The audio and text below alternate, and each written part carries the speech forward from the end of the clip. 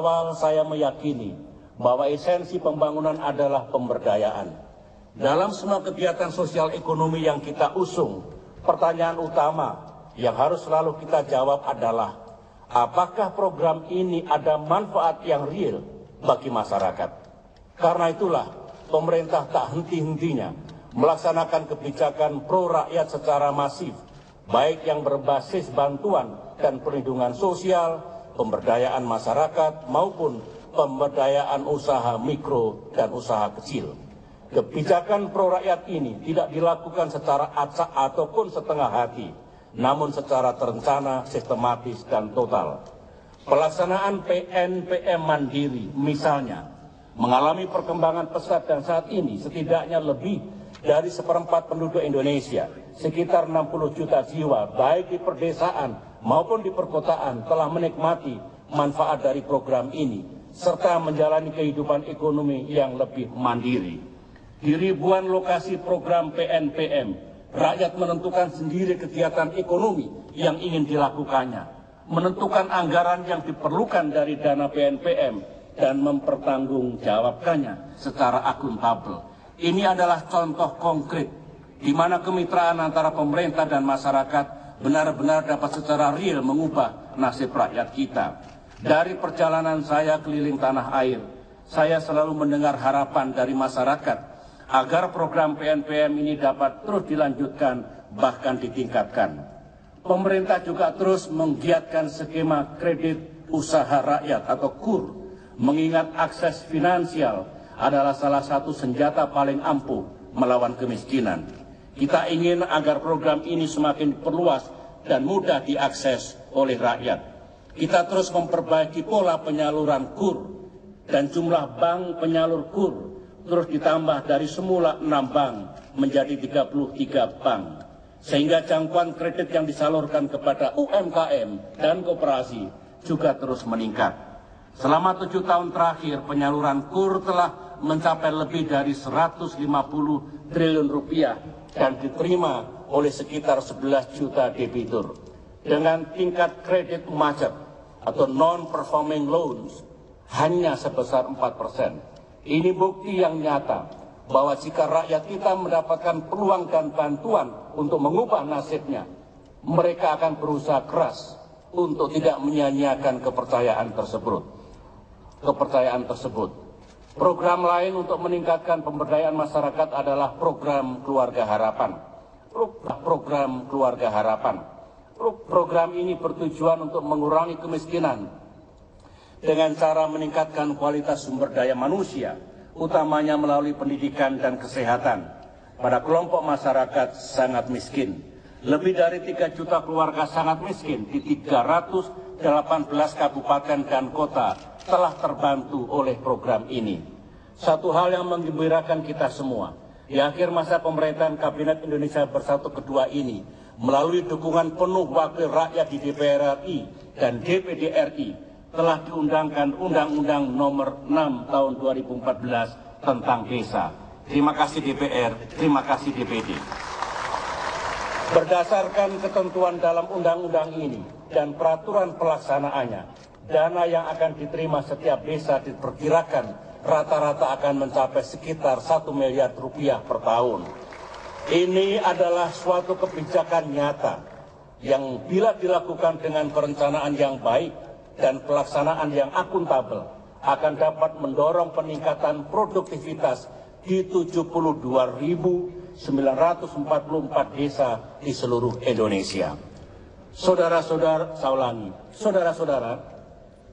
pemenang Nobel bidang ekonomi, Profesor Amartya Sen, pernah menyatakan, syarat mutlak kemajuan suatu bangsa terletak di sektor pendidikan dan kesehatan.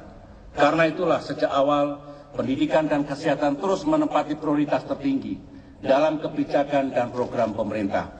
Pendidikan bukan sekedar urusan mengirim anak-anak kita ke sekolah.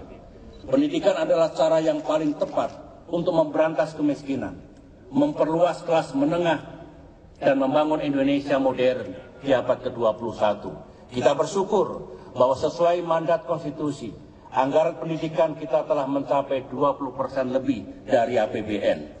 Namun kita juga harus mengingat mengingatkan kita semua bahwa penambahan anggaran saja tidak otomatis menjamin suksesnya pendidikan. Yang penting, akses dan kualitas pendidikan harus terus terjamin di semua tingkatan. Satu masalah besar yang selama ini kita hadapi adalah banyaknya anak-anak dari keluarga miskin yang cerdas, namun tidak mampu masuk perguruan tinggi. Untuk itu, pemerintah telah meluncurkan program inovatif Didik Misi yang memberikan uang kuliah gratis, ditambah dengan uang saku sekitar Rp600.000 per bulan. Sampai saat ini sudah lebih dari 220.000 siswa yang masuk dalam program Didik Misi dan umum dari Universitas Negeri Semarang dengan IPK 3,96. Kini pemerintah melalui dana abadi pendidikan telah menyiapkan beasiswa bagi mereka untuk melanjutkan ke jenjang S2 dan S3 di dalam maupun di luar negeri. Saya yakin dalam kurun waktu 5-10 tahun mendatang akan lahir ribuan master dan doktor generasi baru dari keluarga miskin. Merekalah yang akan menjadi pemutus mata rantai kemiskinan, pengangkat harkat martabat keluarganya, serta pengibar merah putih setinggi-tingginya. Ini adalah bukti bahwa anak-anak kita, apapun latar belakangnya, mempunyai potensi yang luar biasa, asal mereka diberikan kesempatan. Jangan lupa, dan ini juga merupakan kebanggaan bagi kita semua, bahwa dalam 10 tahun terakhir, anak-anak kita yang bersaing dalam berbagai olimpiade internasional telah 217 kali meraih medali emas, 389 kali meraih medali perak, dan 494 kali medali perunggu. Siapa bilang anak Indonesia tidak bisa bersaing dan unggul di panggung dunia? Untuk meningkatkan pemerataan akses dan kualitas pendidikan, pemerintah juga melaksanakan program afirmasi. Lulusan-lulusan sekolah menengah yang tinggal di wilayah timur Indonesia seperti Papua dan Papua Barat dan daerah perbatasan mendapat kesempatan untuk menempuh pendidikan di perguruan tinggi terbaik di Indonesia. Saya yang setiap pagi berjalan ke sekolah dengan seragam yang bersih dan penuh ceria. Kita semua mempunyai kewajiban agar mereka dapat belajar dalam sarana sekolah yang nyaman, bersih dan sehat. Karena itulah kita terus membangun sekolah baru dan ruang kelas baru, serta merehabilitasi ruang kelas yang sudah rusak. Sejak tahun 2010, melalui program Gerakan Nasional Rehabilitasi Gedung Sekolah, telah diperbaiki hampir 300. Satu tantangan utama lapangan kerja kita adalah sekitar 49% pekerja kita masih berpendidikan SD. Ini membuat mobilitas ekonomi mereka menjadi sangat terbatas dan berdampak panjang pada produktivitas nasional. Karena itu saya gembira dapat mengakhiri masa jabatan saya dengan berjalannya program pendidikan menengah universal sejak tahun 2012. Modal dasar kita, saya ulangi, inilah modal dasar kita, insan-insan Indonesia yang cerdas, berilmu, dan mempunyai keterampilan. Saudara-saudara, semua itu tidak ada artinya kalau tidak didukung oleh modal kesehatan. Di sini, permasalahannya juga serupa dengan di bidang pendidikan, yaitu akses dan kualitas terhadap pelayanan kesehatan secara merata. Di seluruh dunia, termasuk di negara-negara maju sekalipun, hal ini memang merupakan tantangan zaman. Mereka yang mampu dapat berobat pada dokter yang terbaik. Namun mereka yang miskin bila terkena penyakit yang mematikan seperti kanker atau yang sejenis hanya bisa menyerah pada nasib. Karena itulah setelah kita menjalankan program jaminan kesehatan masyarakat atau Jamkesmas sejak tahun 2005, tahun 2014 menjadi tonggak bersejarah bagi rakyat Indonesia dengan mulai beroperasinya BPJS Kesehatan pada tanggal 1 Januari 2014. Dengan sistem ini, peserta BPJS berhak mendapatkan pelayanan kesehatan dan pengobatan apapun penyakit yang dideritanya. Ini merupakan kebijakan publik yang bukan saja inovatif, tapi juga revolusioner. Saya sadar betul bahwa implementasi BPJS ke depan akan masih banyak mengalami tantangan, terutama tantangan sumber daya manusia finansial, dan logistik. Namun saya juga yakin dengan kerja keras kita semua, kita akan dapat mengatasinya demi rakyat kita.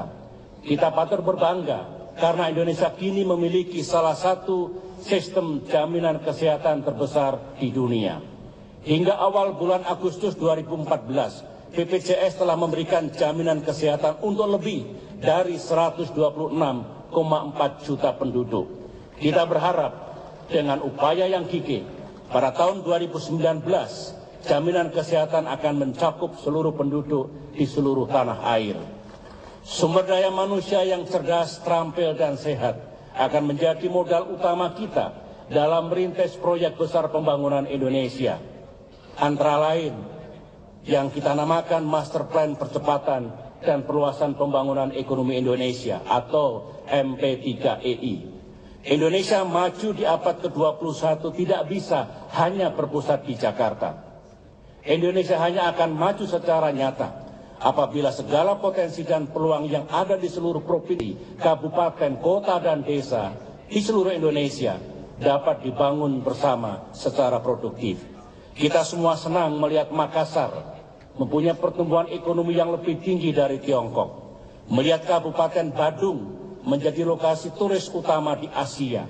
Melihat pemerintah Kabupaten Banyuwangi memangkas angka kemiskinan dari 20% menjadi 9% hanya dalam waktu 3 tahun. Melihat Bandung berambisi membangun Silicon Valley Indonesia. Melihat Maluku berikhtiar menjadi lumbung perikanan nasional. Dan melihat Surabaya diakui dunia sebagai salah satu kota percontohan. Serta banyak contoh lainnya yang menggembirakan di seluruh tanah air. Untuk mempercepat pembangunan antar wilayah, kita telah memulai pembangunan 6 koridor ekonomi yang diharapkan dapat menstimulasi pusat-pusat pertumbuhan ekonomi wilayah dan klaster-klaster industri di masing-masing koridor dengan menggali potensi dan keunggulan daerah.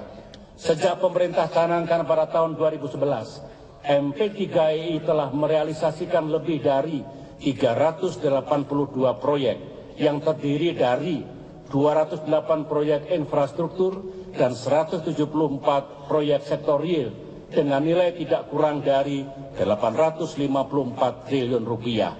Yang menggembirakan adalah mayoritas percepatan pembangunan infrastruktur dan sektorial terjadi di luar Jawa dengan total nilai